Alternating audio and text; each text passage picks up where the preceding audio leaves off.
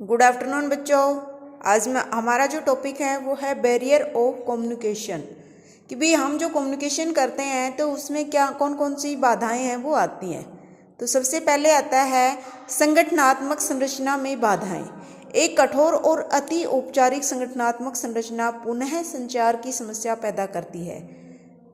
Ulrich और बूज ने कहा है कि अच्छा संचार मौजूद है जहां संगठन में कोई भी व्यक्ति संपर्क करने के लिए स्वतंत्र है जो भी उसकी समस्या के साथ मदद कर सकता है। संचार की लंबी लाइनें, वरिष्ठों से अधीनस्थ की महान दूरी, उचित और नियमित निर्देशों की कमी और प्राधिकरण के कुछ स्तरों पर काम का अधिक भार भी संचार की बाधा को पैदा करता है।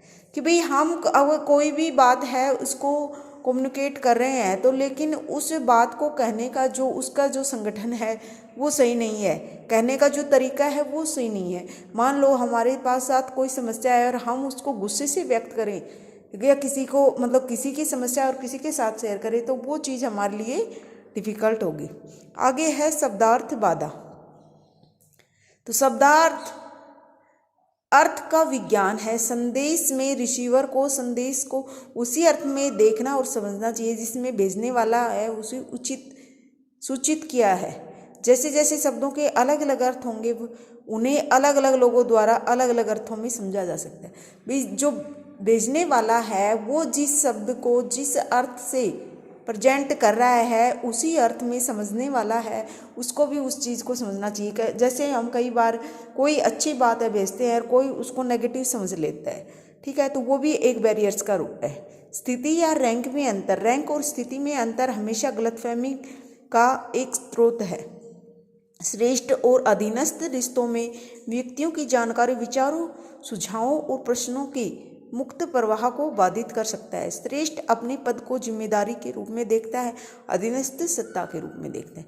स्थिति और रैंक भी हम कहाँ स्थित हैं और हमारा क्या रैंक है, हमें उस चीज़ का कभी भी घमंड नहीं करना चाहिए। कई बार भी मैं प्रोफेसर के पद पे हूँ, मेरे अंदर तो इतनी मैं आ गई कि भाई मैं तो दूसरे को कुछ समझती ही नहीं, या मेरी पोजीशन एक लेक्चरर की है तो वो मेरी स्थिति कहाँ पे है, मेरा रैंक क्या है, ठीक है। तो उसको हमें कभी भी गलतफहमी के रूप में नहीं लेना चाहिए। कभी कभी हल्की आलोचना या अधीनस्थ की मदद करने के लिए किसी श्रेष्ठ द्वारा दी गई सलाह का एक छोटा टुकड़ा एक मजबूत फटकार के रूप में भी लिया जा सकता है। जैसे कई बार हमें कोई भी अच्छी बात कहता है, हम कोई गलत काम कर रहे हैं और उसके लिए रोकता है तो हमें बड़ा बुरा लगता है, बहुत गुस्सा आता है। तो वो चीज़ हमें समझनी चाहिए कि भाई वो हमारे भले के लिए ही कर रहा है। नेक्स्ट आता है बुरी तरह से व्यक्त संदेश। संदेश जो अस्पष्ट है, सार है, उनमें सामंजस्य की कमी है, खराब वाक्य गठन, दोहराव आदि संचार की गुणवत्ता को प्रभावित करता है। भाई हम कोई किसी भी वाक्य को बार बार रिपीट कर रहे हैं तो वो भी हमारे कम्युनिकेशन को इफेक्ट करता है।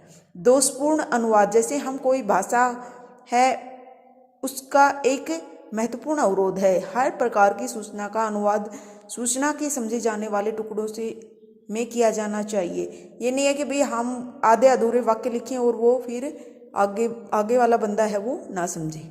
ट्रांसमिशन और रिट्रेशन द्वारा नुकसान। मौखिक संचार में प्रत्येक ट्रांसमिशन में 30% जानकारी खो जाती है। लिखित संचार में भी खराब प्रतिधारण हो सकता है। भाई हम लिखित कोई भी दे रहे हैं या मौखिक कह रहे हैं तो बोल कुछ रहे हैं और सुन कुछ रहा है तो गलत फहमी है, वो भी जो रिसीव है वो गलत वर्डिंग रिसीव होने से भी कम्युनिकेशन है उसमें परेशानी आती है। कम्युनिकेशन का विनाश। अगर किसी सुपीरियर को अपने कर्मचारी पर भरोसा नहीं है तो उन्हें पूर्वाग्रहित पक्षपाती तरीके से सुनने की कोशिश करेगा।